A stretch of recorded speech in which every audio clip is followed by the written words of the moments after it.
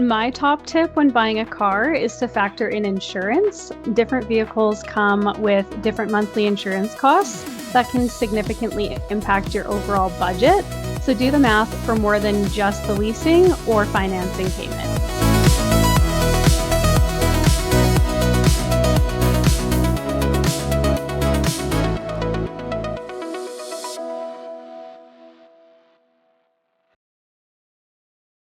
Hello, everyone. My name is Manraj, and I would like to welcome you to the Humans of Money Mentors podcast.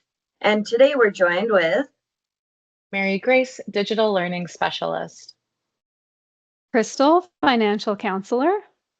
Eve, financial counselor. And Sheila, financial educator.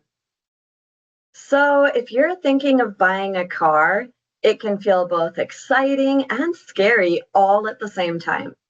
Now, as a starting point, a vehicle purchase, it's typically the largest first buy other than a home purchase. So I'm going to ask everyone today, what are your top tips to help navigate this trek? For me, my top tip is to always do your research before you go. So, starting with your budget, see what payments you can afford, along with considering the cost of insurance, annual maintenance, and fuel. Next is to decide what type of vehicle will suit you and your needs. Is that automatic or standard transmission? Do you need a small commuter car like a sedan or maybe a hatchback? Or do you need something larger like an SUV, truck, or van?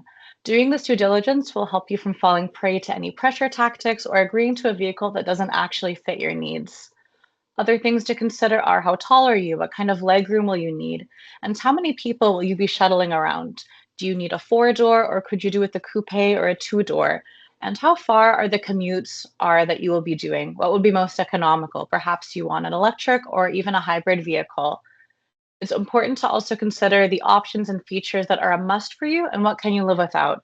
Do you need a built-in entertainment or navigation system, lots of cup holders, lots of storage? Figuring out these details beforehand will have you entering the dealership empowered and self-assured.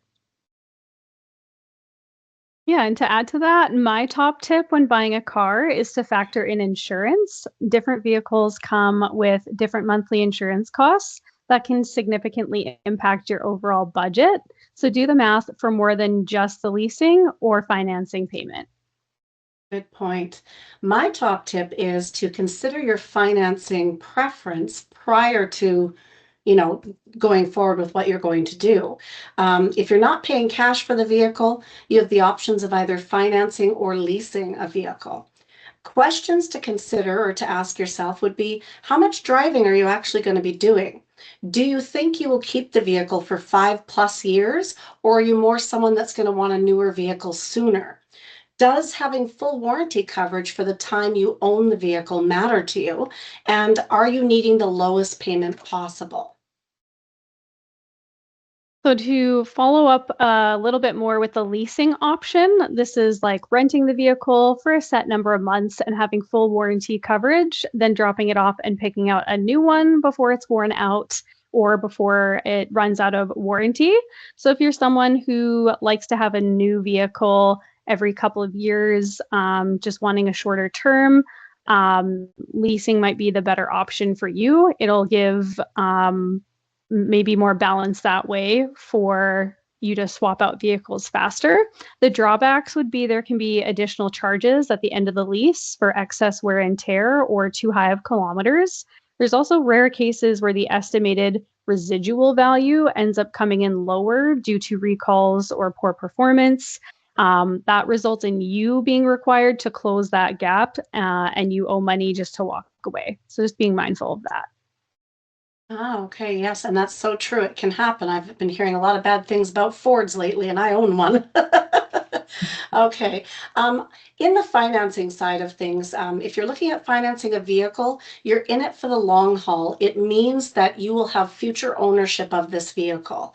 Um, There are some drawbacks to financing a vehicle. Most typically is that your payment will be higher because you're actually going to pay that vehicle price plus the interest in full over the term of that loan. The other thing is that manufacturer warranties typically expire around 3 to 4 years, depending on the model make. Um, but you're in this vehicle for potentially up to 8 years, because vehicles can be financed anywhere up to 8 years duration. So then you have the unexpected costs of repairs when the warranty runs out, while you're still trying to maintain your vehicle payments. And then you have to look at the fact that if you do want full coverage, you're potentially financing an extended warranty on top of your purchase price of your vehicle and on top of the interest. Awesome information. Now, my top tip is shop smart by comparing before you commit. Let's talk about that. So once you've decided on the type of vehicle that you need, as Mary says, you've set your budget and you've explored your financing options. Don't just walk into a dealership just yet. I know you're excited, but slow down. So instead, you're going to use your online comparison tools like CarGuru or other similar platforms to compare models across different manufacturers. You're also going to be looking, if you're looking at something like a compact SUV, you're comparing 2 or 3 brands side by side. You want to look out for like the price differences. You want to pay attention to interest rates, incentives, cashback promotions, features and fuel efficiency, and the overall cost of ownership. Then you're going to narrow down to 2 options, the 2 of the better options. And then once you've done that, still not time to go into the dealership just yet. You're going to be going on the dealership website, a dealership closest to you. Look at their inventory, look at what they have, ensure that the models or the type of vehicle that you need is in stock. Now you're going to review their inventory, just make sure that everything is good before you walk into that dealership. Now, this saves you time and keeps you focused. When you walk into the dealership, you're already informed with your vehicles in mind, of course, and you're in control of the conversation, not the salesperson. Wow, these are some amazing and detailed tips. So thank you everybody for sharing them. I think often when we think about even making a large purchase like a vehicle, it can just be so overwhelming and daunting that we don't necessarily know where to start. So these tips are very helpful. Now, to wrap up here, we would like to thank everyone that has taken the time to watch our Humans of Money Mentors video. Now, stay tuned as next podcast we'll be posting part 2, which is titled From Test Drive to Driveway, where we will talk about some tips when you're actually inside of a dealership. So thank you, everybody, and feel free to comment your top tips when purchasing a vehicle. Have a great day.